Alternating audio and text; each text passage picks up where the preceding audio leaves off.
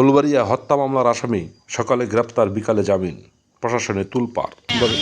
আমি সাথী আক্তার, আমার স্বামী সামিউল ইসলাম, স্বামী কালাম সরকারে মিলে কাজ করতো। সরকার ওটু ডায়ার রাইস মিল ডিউটি ছিল নাইটে। তখন তারা আবু হানিফার ছেলে রাশিদুল ইসলাম মিলের ম্যানেজার, সে আইসে আমার স্বামীকে তার ডিউটি সন্ধ্যা 7টাতে, সে 6টা বেলা এসে নিয়ে গেছে। নিয়ে যেয়ে বলে তোমার কাজ আছে মিলে, তুমি চালু চলে আসো।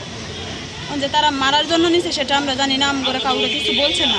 না বলার পরে আমি জিজ্ঞাসি যে তার ডিউটি সকালবেলা 7টাতে, আপনার 6টা বাজে নিয়ে যাচ্ছেন কেন? কয় তার কাজ আছে মিলে। পরে গেল, যাওয়ার পরে আমার আম্মু তখন ওই মিলে রান্না করে, তার ইফতার খুলে থুইয়া তার সবাই রান্না খাওয়াই তুই আসছে। আসার পরেও আমরা জানি না যে তারা এমন করে নির্যাতন করছে আমার স্বামীর উপরে। না জানাতে সকালবেলা আমার ফোন দিচ্ছে কালাম সরকার ছেলে শরীফ সরকার, ফোন দিয়ে বলতেছে আপনারা মিলে আসেন। কই কেন আমরা মিলে আসবো? কেন আসবো আপনারা বলেন?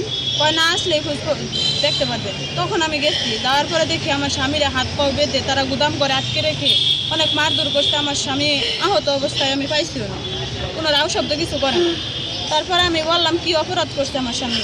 ও তোমার স্বামী কিচ্ছু করছে না, সে চুরি করছে। আমাকে কি চুরি করছে আপনারা দেখান। সেটা দেখাইতে পারবো না, তোমরা নিয়ে যাও।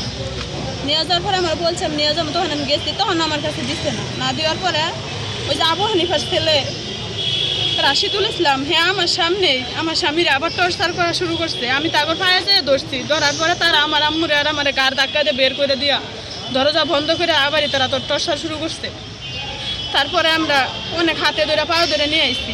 নিয়ে আসার পরে তারে শনিবার সকালে ফুলবাড়ি হাসপাতালে নিয়ে গেছি। তখন তারা হেনতে বের করে দিতে এনে রাখা যাবে না, রুগী অনেক সিরিয়াস।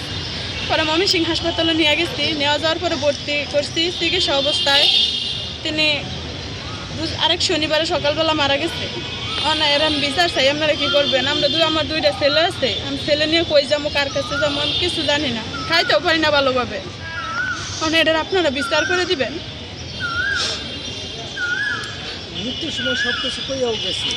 সব কিছু হয়ে গেছে। কে কে মারছে মৃত্যুর সময়? চাউলের বস্তা দিয়ে তার বুকের উপর গরম চাউলের বস্তা দিয়ে চাপা দিছিল, লোহা গরম করে তার শরীরে সেক দেওয়া হয়েছে। এই তাগর নির্যাতনের আঘাতে আমার স্বামী মারা গেছে।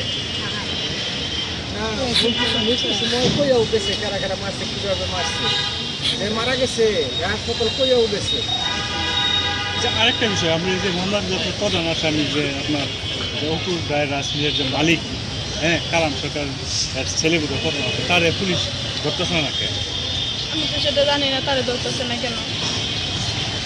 আসামি ধরছিল, তারপরেও তারা সাইডে দিচ্ছে অনেক, কেন চাচ্ছে সেটা আমি জানি না। কালাম সরকার এলাকার মধ্যে প্রতাপশালী লোক, তার ছেলে শরীফ সরকার 1 নম্বর আসামি। তারা পুলিশ এখনো ধরছে না। আমি তাই সুষ্ঠু বিচার পামু কিনা সেটা আমি এখনো বুঝতেছি না। কারণ আসামিরা প্রকাশ্যে ঘুরে বেড়াইতেছে। শরীফ সরকার 2 নম্বর 1 নম্বর আসামি যদি তারা ধরে, তাহলে আমি আশ্বাস পামু যে আমার এই বিচার হবে। না হলে আমি এখন আশ্বাস পাচ্ছি না যে আমার বিচার হবে কিনা। দেখছি কথা শুনছি যে ওরা গ্রেপ্তার করে ওরা বলে আবার জামিনে নিয়ে আসছে। তারা জামিনে নিয়ে আসছে। হ্যাঁ। হত্যা মামলার আপনার স্বামী যদি হত্যার শিকার হয়ে থাকে, তাহলে সে জামিনে আসলো কিভাবে? সেটা তো স্যার আমি জানি না। এটা শুনতে কেমন লাগে বলেন তো? অনেক কষ্ট লাগে স্যার আমার। কারণ আমার স্বামীরা যারা হত্যা করছে তারা প্রকাশ্যে ঘুরে বেড়াইতেছে, এটা স্যার আমার কাছে অনেক কষ্ট।